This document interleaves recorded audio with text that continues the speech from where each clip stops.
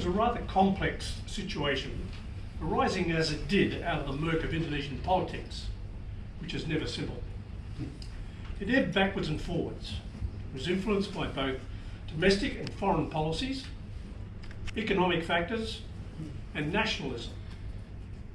Throughout its duration, it was overshadowed by the spread of communism and the Cold War.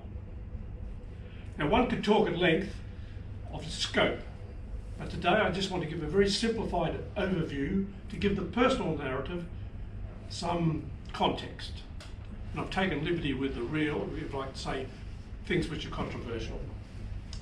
We should note that it's been over 53 years since confrontation formally ended, and as a junior infantry officer on the front line, I was not aware of much what was going on. I've had to research that since then. Now, the seeds of confrontation between Indonesia and Malaysia can be traced to the very end of the Second World War, when Indonesia was created out of the former Dutch colonies. In 1945, Sukarno became the first president, and he achieved independence in 1949. He then embarked on an armed confrontation with the Dutch, lasting some 16 years. And then after that, he annexed West New Guinea in 1961, just when the Dutch were about to hand it over to an indigenous government. We move forward a few years to the 1960s, and Sukarno had adopted an aggressive foreign policy to secure Indonesia's territorial claims.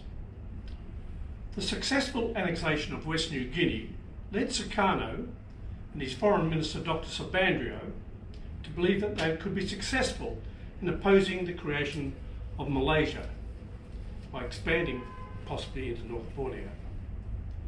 They were prepared to use violence and force, but they did not want a full-scale war. The policy of Konfrontasi was formally announced by Dr. Subandrio in January 1963 as a result of this thinking. Now, the first action was in the form of Indonesian military support to a coup attempt in Brunei in December of 1962, just a month before they announced Konfrontasi. Now, this was quickly put down by the British and Gurkha troops flown in from Singapore, but armed incursions continued throughout 1963. Now, the resistance by the British troops to these incursions in Borneo should have indicated that the policy was failing.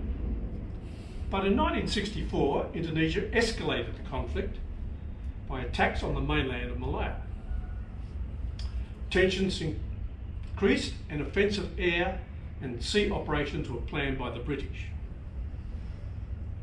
Instead of forcing the Malaysians and British onto the defensive, there was a build-up of forces that put the Indonesians on the defensive and led to the official end of Konfrontasi in August of 1966. Neither Sukarno nor Subandrio survived in power after Konfrontasi. Subandrio was actually imprisoned in 1965. Sukarno was deposed in 1968, and he died in 1969, he died aged 69 in June 1970. Now, in the late 60s, or in the early 60s, Australia had 3 battalions of infantry in the regular army. One of the battalions was based in Malacca in Malaya. It was on a 2-year rotation as part of the Far East Strategic Reserve. It was with the 28th Commonwealth Brigade. A 2nd battalion was held for possible service in the Southeast Asian Treaty Organisation area or in Papua New Guinea. And the 3rd was either reorganising after Malaysian service or preparing to go there. From 1959 to 1963, the 3rd Battalion of the Royal Australian Regiment was based in the suburb of Enoggera in Brisbane and was a pentropic battalion of 5 rifle companies, each with 5 platoons. It had a big support company and an administrative company. It had an overall strength of 1,500 men. It was a big battalion. And in 1963, it was warned for deployment to Malaya and had to reorganise to a strength of around about 650 to become a tropical battalion of 4 companies, each with 3 platoons. It still had a support company and an administrative company. It was a deployment of people and not equipment, as the battalion took over the transport and the equipment of the in situ unit, at that time being the 2nd Battalion of the Royal Australian Regiment.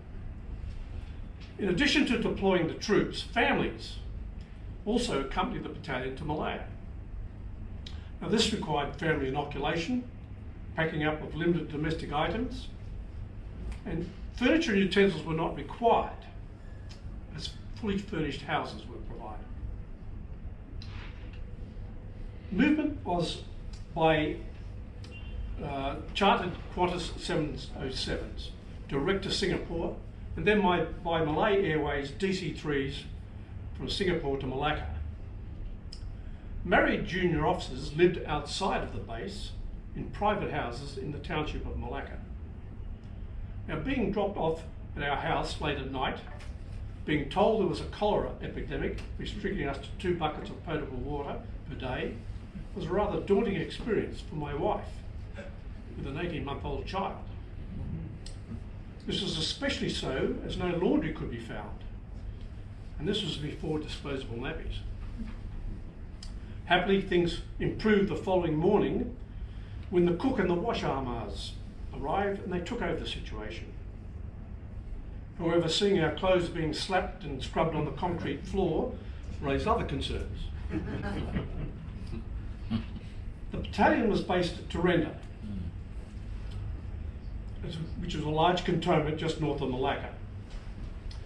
It commenced acclimatisation and garrison duties. Note the typical dress of the day.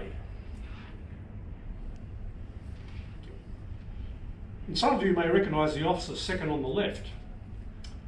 For the first 6 months, the battalion trained with other units of the 28th Commonwealth Brigade,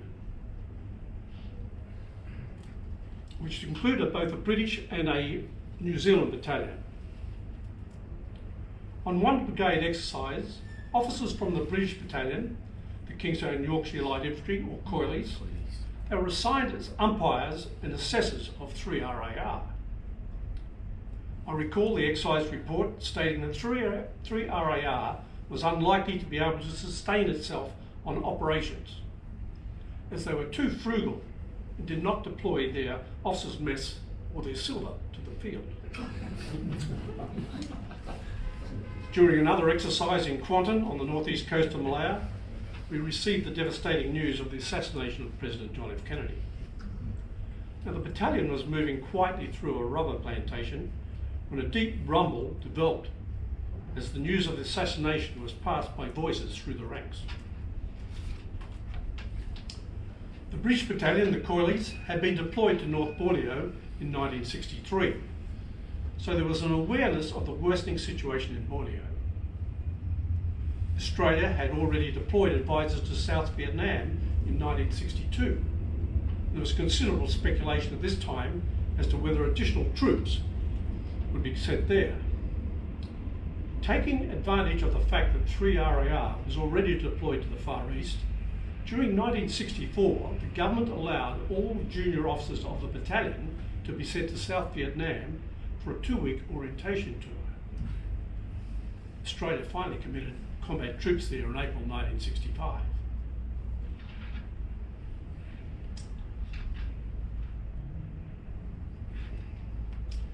In early 1964, the Malaysian government requested that the Australian and New Zealand battalions be made available for anti-terrorist operations on the Malay-Thai border. This was to allow the release of the Malaysian battalions for operations in Borneo.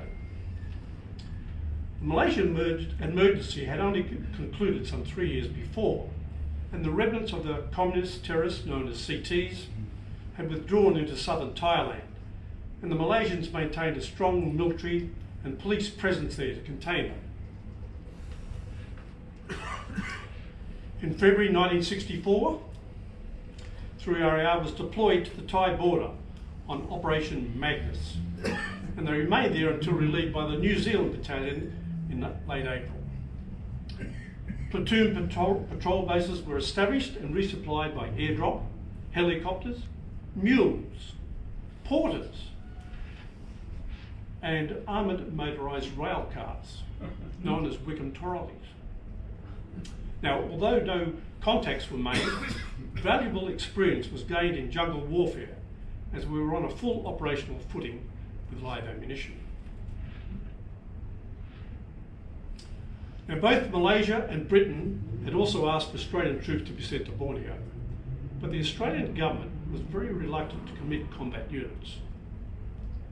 The Australian Minister for External Affairs, Garfield Barwick, announced a policy of carefully graduated response to any of the requests for the support. Australia agreed to supply Malaysia with additional stores and military equipment, and to train Malaysian soldiers in both Australia and Malaysia. In April 1964, a squadron of Australian engineers was sent to Borneo and 2 RAN minesweepers deployed to patrol the coastal area. A total of 12 RAN vessels patrolled the Malaysian waters at various stages throughout the conflict. Now, it should be noted that throughout the whole period of confrontation, Australia continued to provide foreign aid to Indonesia and also maintained a very large intake of Indonesian students to Australian universities. Our military support to confrontation was broadly supported both by the public and the Labor opposition in Parliament. The only critics seemed to be those who pressed the government to do more rather than less.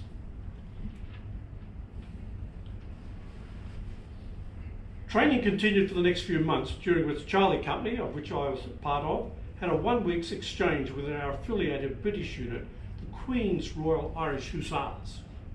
There's an army reconnaissance unit based in Ipoh. And we also conducted trials of the suitability of nuclear, biological and chemical suits in a tropical area, which required troops to have a small thermometer inserted into their rectum. Attach wire terminals were readily available to plug into a readout device to provide instant body temperature at the first sign of heat distress. This trial seemed very strange at the time.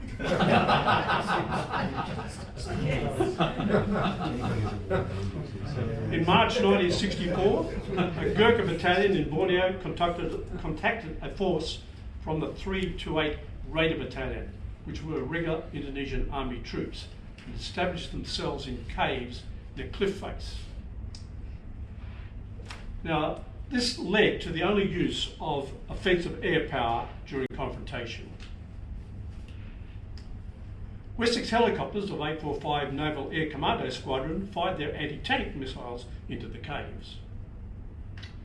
In July, there were 34 Indonesian acts of aggression, indicating the scope of confrontation was expanding.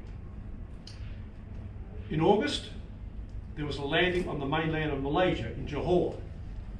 A force of around 75 Indonesian Marines and army troops, with about 25 remnants of the Malaysian CTs, crossed the Malaccan Straits in boats. And within a few days, most of the invaders were killed or captured by the Malaysian army. Now, this landing on the mainland proved to be the last straw, and the British government agreed to take the fight to the enemy. The Director of Borneo Operations, Major General Walker, was authorised to conduct aggressive covert operations up to 5,000 yards across the Indonesian border, and these were known as Claret operations. Now, the ante was also raised internationally at sea when the aircraft carrier HMS Victorious and 2 destroyers sailed through the international waters of the Sunda Strait en route to Australia. And they gave 2 days notification to the Indonesians as a courtesy. Indonesia reacted shortly after by prohibiting the return journey to Singapore in mid-September. Infuriated by this affront of British prestige, the British cabinet favoured sending them back through these international waters to despite there was some concern whether the carrier group was defensible, but the prevailing opinion was to not do so would be a huge political defeat both domestically and internationally. Offensive air and sea operations were given active consideration at this time, but fortunately the Indonesians proposed a way out by announcing, well, the carrier group could return via the Lombok Strait. The British Cabinet records of the discussion of this incident make fascinating reading, as there was consideration of sending the 2 destroyers alone to force the strait, as they were far more expendable than the fleet carrier. In the event the British reinforced the carrier group with 3 more escort vessels, they returned via the Lombok Strait and face was saved on both sides. September 1964, an interesting month. 3 Indonesian C-130 Hercules aircraft left Jakarta on the 2nd of September to drop paratroops into Labas in Johor, about 100 miles north of Singapore. But in the event, only 2 reached the target. One aircraft crashed into the Straits of Malaya while trying to evade interception by a Gloucester Javelin aircraft from 60 Squadron based in Tengah, Singapore. Electrical storms caused the drop to be dispersed from the other 2 aircraft, resulting in the troops landing close to the 1st 10th Gurkha Rifles, who were soon joined by the 1st New Zealand Battalion rushed down from Malacca. However, despite the quick reaction, it took over a month to either kill or round up those 96 invaders.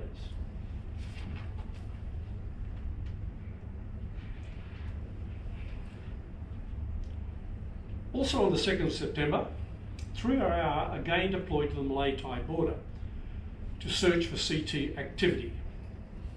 Now this deployment was by a troop train and was meant to be secret.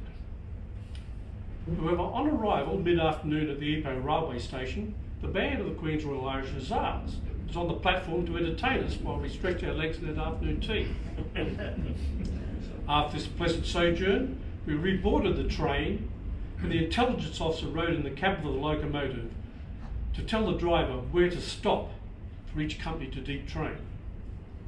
Once the train had stopped in the night, the company would jump onto the tracks, break into its platoon patrols, and silently move into the jungle in single file.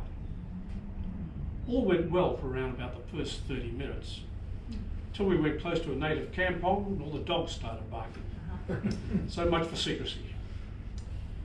37 suspects, mainly smugglers, were taken into custody during this operation. And this deployment was particularly poignant for my wife, who gave birth to our daughter on the day after my departure. Advice of the birth had been sent via radio, but was lost in transmission for 2 weeks. Not receiving any acknowledgement from me was particularly distressing to my wife, who reminds me of this incident to this day. While 3 companies were deployed on the Thai border, 1 company was retained in Tarinda for Operation Lurgan. Now this required a force to be on 4 hours notice by day and 30 minutes by night as a mobile reserve to react against incursions. On the night of the 28th of October, Indonesia landed a raiding group of some 50 troops at the mouth of the Kaesang River, just south of Tarinda. Troops from 3RAR, the 1st Battalion, the Royal New Zealand Infantry Regiment, the 102nd Field Battery of the Royal Australian Artillery acting as infantry, and a squadron of armoured cars from the 4th Royal Tank Regiment cordoned off the area, all under the command of the CO of the 3rd Battalion. An outer cordon of the 1st 10th Gurkhas was also established. Now 20 infiltrators surrendered on the first day, and the remainder tried to break out that night. Small arms fire from the cordon prevented this.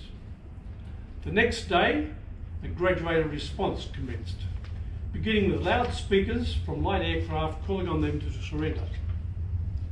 Now this was followed by a few rounds of mortar fire, and then elevated to artillery fire. and this proved to be effective as all but 2 of the infiltrators surrendered. The last 2 captured by local civilians some 3 weeks later. Now, this action was known as Operation Flower. At the end of 1964, I was seconded for 3 months from the battalion to the 28th Brigade headquarters to be the brigade commander's liaison officer. And this was a unique opportunity to see the bigger picture and what went on at the higher levels of command. Now, being a lieutenant, I was the most junior officer on the staff, but still had to take my turn as the brigade duty officer amongst the captains and majors. When on duty on one particular night, reports of a possible Indonesian incursion across the Malacca Straits came in from a guard warship. Now, such reports were nearly a nightly occurrence, and most often resulted in a later report of the Indonesian vessels turning back when they'd reached the halfway mark or they'd be challenged. As such, I monitored the situation, I alerted the reaction force, but did not make a midnight call to wake either the senior officers or to alert the brigade commander. As expected, the incursion turned back and amounted to nothing. I did make a phone call to the brigade major at his breakfast and informed him of the events of the evening prior to standing down as duty officer. Now, he and the brigade commander felt I had exceeded my authority, but they were somewhat mollified when I explained that I believed the purpose of a duty officer was to handle the delegation until such time as I could not. And besides, they both had a good night's sleep for a change. Now, subsequent landings on mainland Malaysia soil brought Indonesia and Malaysia and their Commonwealth allies very close to war. Up until now, the units involved had all been drawn from the units based in the Far East. But in January of 1965, as the first of the UK-based units, the Gordon Highlanders and the 2nd Parachute Battalion, together with another full artillery regiment, was sent out from Europe. At the beginning of 1965, there were 9 British and 3 Malay battalions in Borneo. Indonesia had deployed even larger military forces on the borders, where the British could not match. The Chief of the Naval Staff, David Lucid, stated that the Indonesian supply of brigades was greater than our supply of battalions. Instead of upping the ante with more forces, covert Claret operations were authorised to penetrate even deeper, up to 10,000 yards across the border. Throughout confrontation, Britain had considered air and sea strikes against Indonesia, and detailed contingency plans were developed. Plan Florid was for air attacks on 18 selected targets.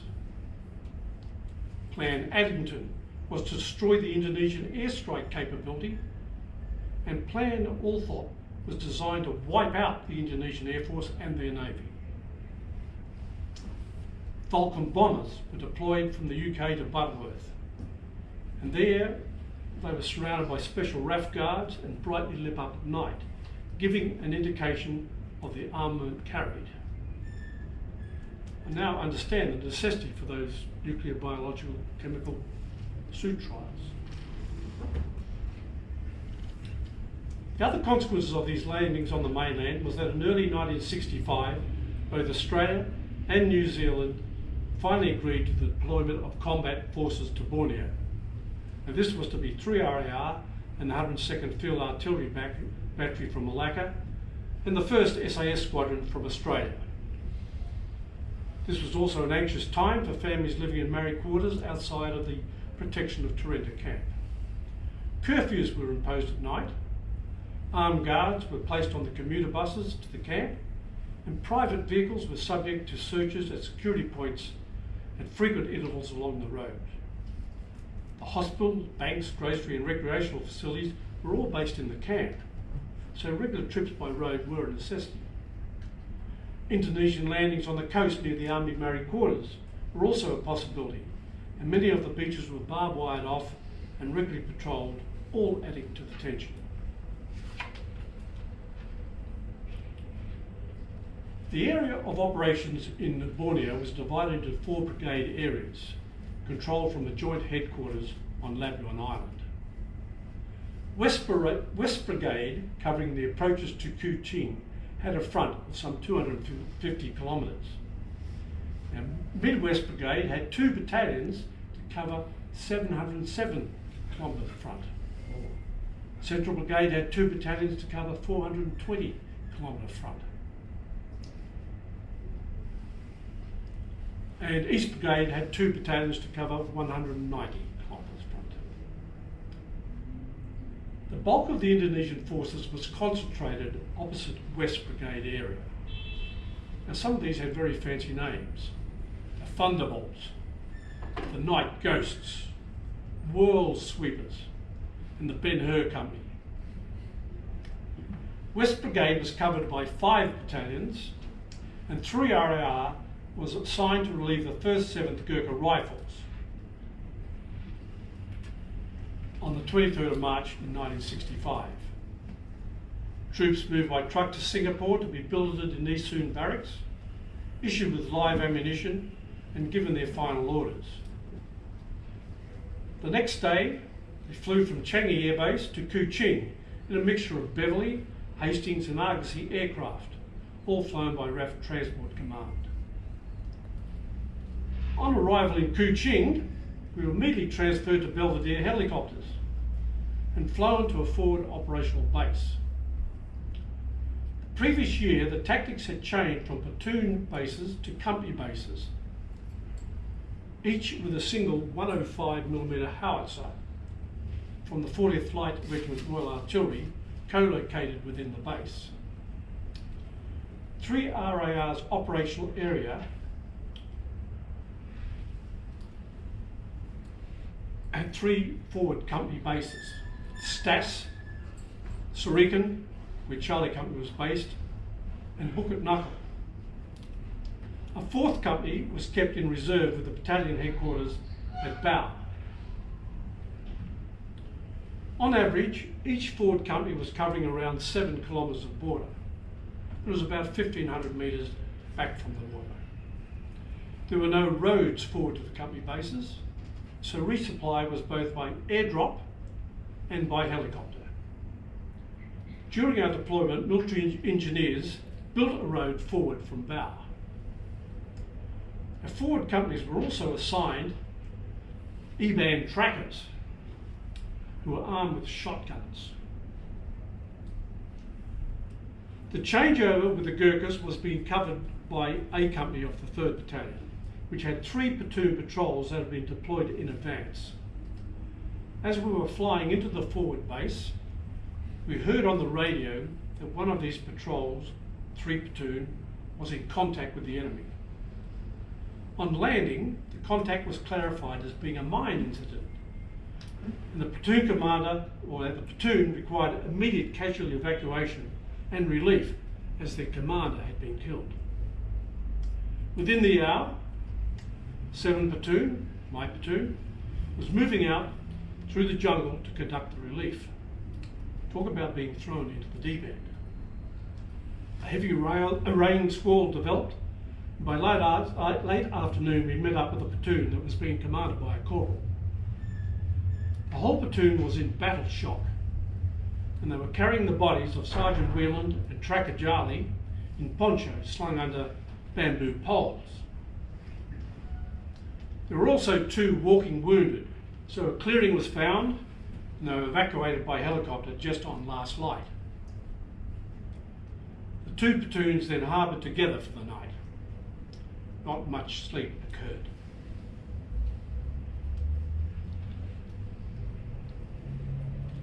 The next day, 3 platoon continued their withdrawal to the company base, carrying out the bodies of those killed, and my platoon continued patrolling to the site of the incident.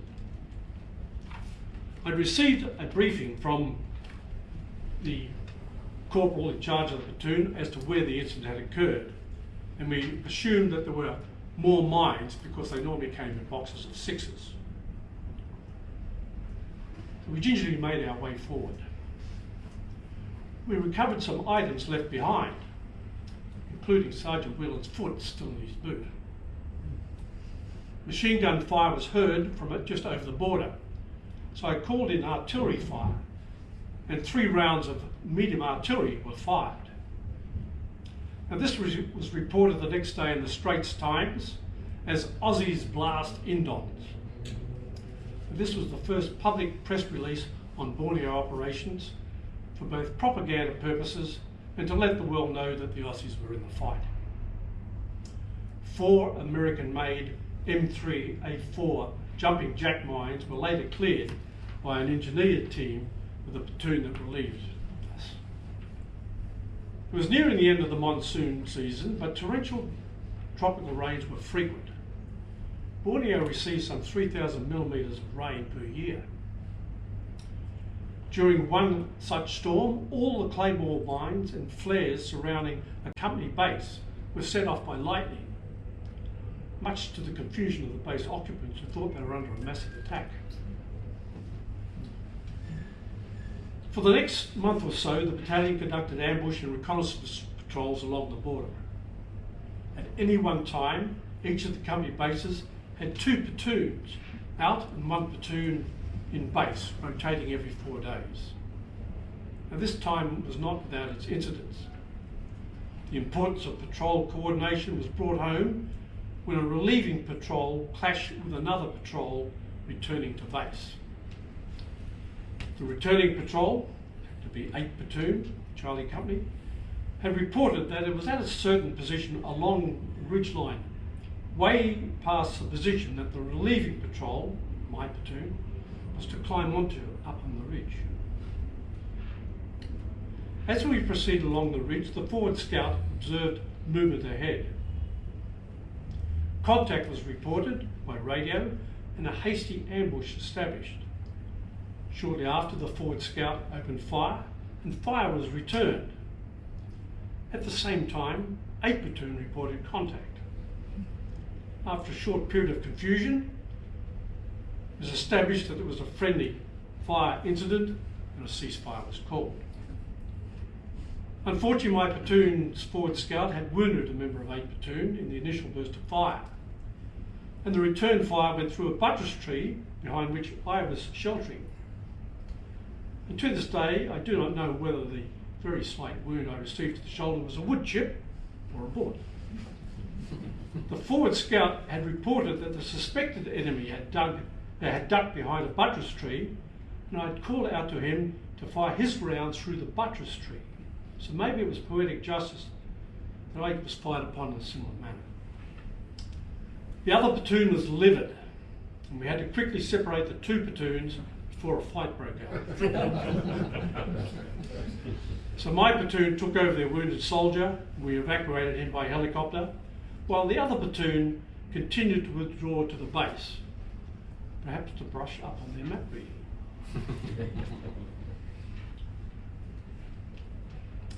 At the end of April, 3 RAR mounted their first Claret operations, and they sent patrols across the border. Maps used of the areas had little detail due to a permanent cloud cover during the original survey operations. Some 20 years later, ironically, I was involved in joint survey operations with the Indonesians to rectify this. Now you'll recall that General Walker was initially authorised to conduct patrols up to 5,000 yards, later extended to 10,000 yards across the border. Now these secret patrols were conducted under very strict rules. They were deniable. There was to be no smoking, cooking or washing. No ID discs were worn. All operations were rehearsed, and all operations were personally approved by the Director of Operations.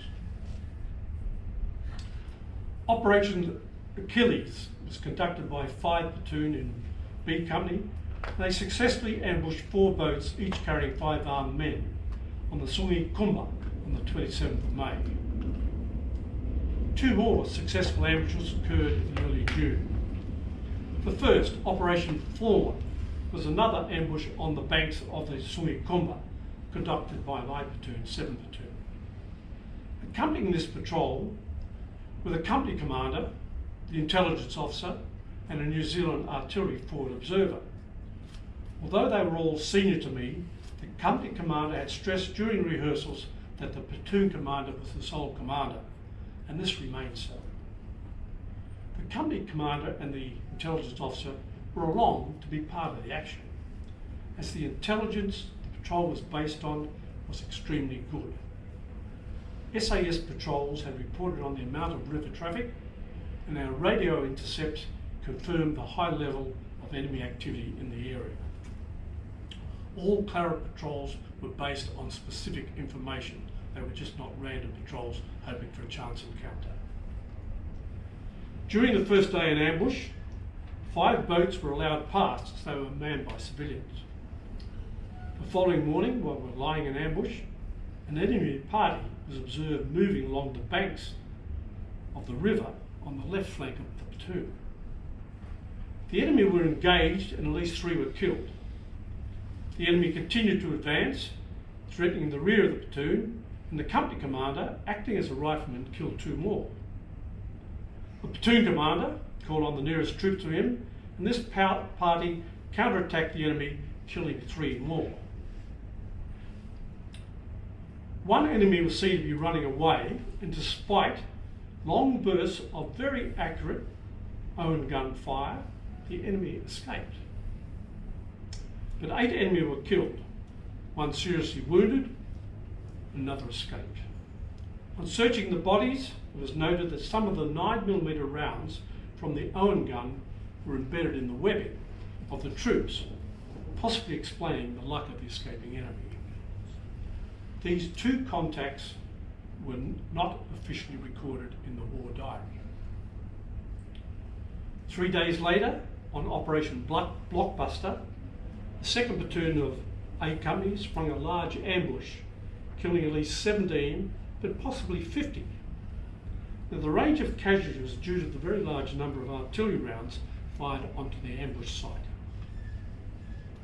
This patrol had suffered 2 wounded, and the casualties meant that it could not be kept secret, but was reported as having occurred on the border. Now, after these successful operations, a halt to Claret operations occurred to see what the Indonesians would do. To counter mortar attacks on the forward company bases, Green Archer mortar locating radars have been deployed to the forward bases, with indifferent results. The mortar attacks throughout May and June, although ineffective, had been a frequent occurrence, and these ceased. So patrols during this time remained generally close to the border and could be classified as fighting reconnaissance patrols. On these patrols, each evening artillery would be registered on pre-arranged targets. This was both a defensive measure and as part of the harassing and interdicting fire program. One night on one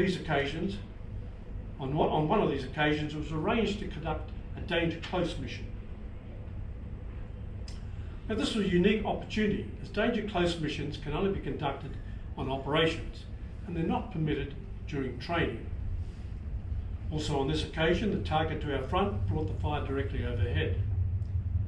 After the first registering shot, the range was dropped by increments of 50 metres. The sound of artillery shells whistling overhead in close proximity is quite unique. After 3 drops, I was on the radio calling ceasefire, ceasefire, surrounded by falling leaves and branches as the 4th shell struck the trees above us. No casualties occurred, but it was a good lesson that in future one should take account of the height of the trees as shells neared the target. The halt to Claret operations did not last long, as in late June the Indonesians mounted a significant attack on a base in Platoon, which was occupied by B Company of the 2nd Parachute Regiment. The base was only a kilometre from the border and was isolated from other bases. 3 Indonesian platoons attacked the base during a monsoonal rainstorm while most of the company were out on patrol. The base was occupied by elements of the company headquarters, a mortar section and a very understrength platoon. It was under the command of the company sergeant major. The Indonesians penetrated the base, but they were driven out and a close quarter battle ensued. 50 Indonesians were killed within the base area and 2 paratroopers. At the same time, there was also an attack against a police base, and this led to the Claret operations being resumed. 2 weeks later, on the 12th of July, the 4th and last successful ambush conducted by the 3rd Battalion occurred at Babang in Kalimantan. Babang was an Indonesian base with well-used tracks in and out. An ambush, again by the 7th Platoon, was set up along one of the tracks, and the forward elements of a force of around 30 Indonesians entered the ambush site. The intelligence officer was again accompanied by my platoon, and he prematurely sprung the ambush when he felt he'd been compromised by the Indonesians. The remainder of the enemy force counterattacked from the flank, and mortar fire commenced from the nearby base. A fighting withdrawal was commenced, and the platoon extricated itself successfully without any casualties. The Indonesians also retaliated with a large-scale mortar attack against the nearest forward company base at Stats. At least 13 Indonesians were killed and another 5 wounded. This contact was not officially recorded in the war diary. 2 weeks later, the battalion was relieved by the 2nd 10th Gurkha Rifles. The battalion was lifted directly from the forward base by helicopter to HMS Albion. After a 3-day voyage, the Albion arrived off Malaya, and the battalion stormed ashore in landing craft. Standing on the beach were senior staff officers and the families to welcome them ashore. A custom had developed that a large bottle of whiskey was presented to the platoon that had a contact so that they could celebrate in style. And this was first presented to 5 Platoon for their ambush in May, 16 days later to 7 Platoon, and only 3 days later it had to be passed to 2 Platoon for their ambush in mid-June. We returned to 7 Platoon following the battalion's final action in Borneo on the 12th of July before I carried it home empty to Malaya. The battalion resumed strategic duties in the protection of the mainland for the next 2 months. On the night of the 30th of September, an unsuccessful communist-inspired coup took place in Jakarta. 6 senior generals were killed. The coup failed overall and was followed by widespread violence, especially against suspected communists. And the bloodshed came about, and this was known as the Year of Living Dangerously. And this was the turning point for confrontation from a broader political point of view, as a regime change was underway in Indonesia. In early October, 3RR was relieved by the newly raised 4th Battalion and returned to a base in the Adelaide Hills of Woodside in South Australia. At the same time, the battalion was withdrawn from Borneo. The 1st SAS Squadron was also withdrawn and returned to Australia. During the SAS tour of duty, they suffered only 1 casualty when a member of their 4-man Claret patrol was gored by an elephant. He died later of his wounds. The squadron had at least 3 separate contacts, killing some 15 Indonesians. Feints against the mainland and crossings in East Malaysia ebbed and flowed. A significant action occurred on the 21st of November in 1965 involving the 2nd 10th Gurkhas, who had relieved 3RAR. An Indonesian company of paratroopers infiltrated to the rear of the company bases and entrenched themselves near Bau. The Gurkhas planned a company attack and sent an element forward to establish a supporting base. A 16-man patrol of Gurkhas closed to within 10 yards of the Indonesians before they opened fire, and 1 Gurkha was wounded. Lance Corporal Limbu, the patrol commander, rushed the enemy machine gun and destroyed it with grenades, and the Gurkhas occupied the position. The Indonesians poured fire onto that position, and Limbu had to expose himself and race back to his platoon commander to report on the situation. There was no radios at that level. He then went forward again under fire to rejoin his troops. After the main attack went in, he again moved forward and destroyed a second machine gun post, and again under fire pulled 2 wounded comrades to safety. It was a 1-hour firefight continued before the final assault brought things to a close. 24 Indonesians and 3 Gurkhas were killed in this action. And for this action, Lance Corporal Limbu was awarded the Victoria Cross, the only one to be awarded during the entire confrontation. The 4th Battalion service in Malaya followed a similar pattern to that of 3RAR, in that the first 6 months were occupied with brigade exercises for their strategic role.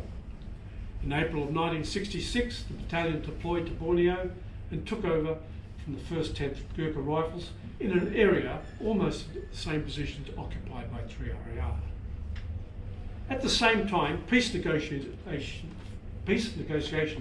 had been held between Malaysian and Indonesian officers.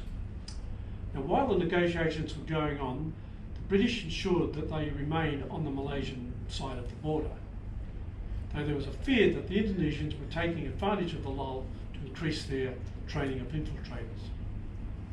These fears were not unfounded, as in June 2 large parties infiltrated into the Bao area, and 4RAR and the neighbouring 2nd 7th Gurkhas were deployed to cut off their return routes. Now, the withdrawing enemy forces were contacted twice in different locations, resulting in the enemy losing 4 killed and 2 wounded. Unfortunately, 4RAR lost 1 killed and 1 wounded in these actions, and 2 Gurkhas were wounded by an SAS patrol in a friendly fire incident. The Gurkhas also intercepted the infiltrators, killing 3 and wounding 3. The final Indonesian incursion occurred in May-June of '66 in the Central Brigade area. A force of some 80 Indonesians were pursued by the 1st 7th Gurkhas, who accounted for most of the invading force. On the 28th of May 1966, the Malaysian and Indonesian governments announced that confrontation was over. Vigilance was maintained in Borneo until it was clear who was in charge in Indonesia. This became clear when a peace treaty was signed on the 11th of August after General Suharto came to power. The confrontation was over. Those Australians who served during confrontation were awarded the British General Service Medal with the class Borneo, and later the Malaysian Pingat Jasa Medal on application. During confrontation, a total of 114 British and Commonwealth servicemen were killed and 181 were wounded. Of these, Australia lost 16 killed and 9 wounded. 3RAR lost 3 killed in action, all by enemy mines. Indonesian casualties could be much greater than this, but these are the official figures: 590 killed, 222 wounded, and 771 captured. It should be noted that Claret operations played a very important part in Konfrontasi, and they remained secret from the public until acknowledged by the British government in 1980, and finally by the Australian government 31 years after the event in 1996.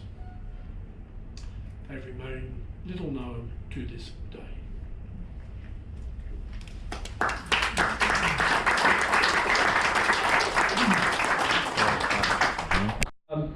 I didn't mention the Air Force because it's been a very good presentation here on the Forest Air Force and the role, but the Australian Air Force actually didn't. I think at one stage they may have put some aircraft across the Borneo at one stage as a deterrent, but they didn't provide their transport aircraft. It was all provided by British forces, the light aircraft, airdrops for the weekly resupply, and personnel were transferred around by helicopter. It's all British aircraft. On the Malaya border was Australian helicopters basically providing us support up there, but the British were doing the airdrops, not too much from our society. So in those days, joint warfare was not really, it was in its infancy. Not much unstable. As a follow on to what you just said, Bob, I went back to Singapore in '66 1968 as the Australian Exchange Officers of 55 Air Dispatch Squadron. And we were still doing airdrops onto the Malay-Thai border, but the Malay Police Field Force, which was a heavily armed unit, was still on the border. So we didn't pull out.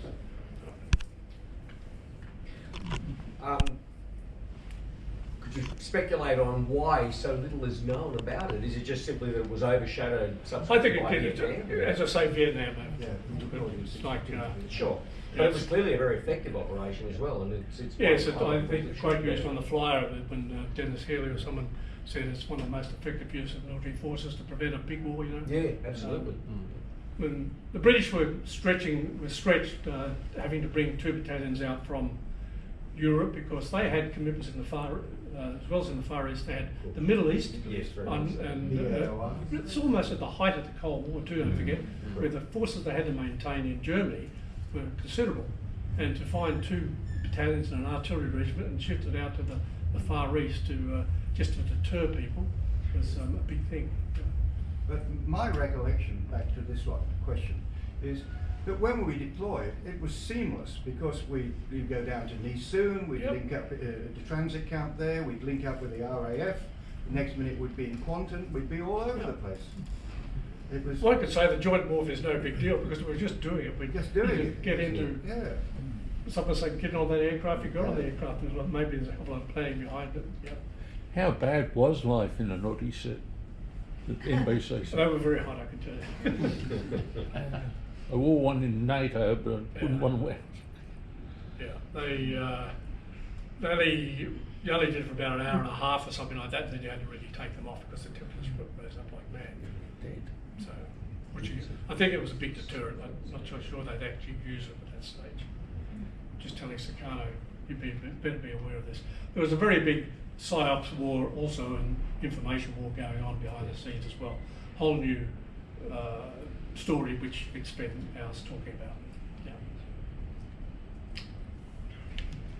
Okay, no other questions? Can I just, on behalf of our audience, just thank you, Bob, for a very comprehensive overview, but also adding that personal perspective, which I think makes it a lot more engaging too. So thank you, Bob. Really appreciate it. I Claret.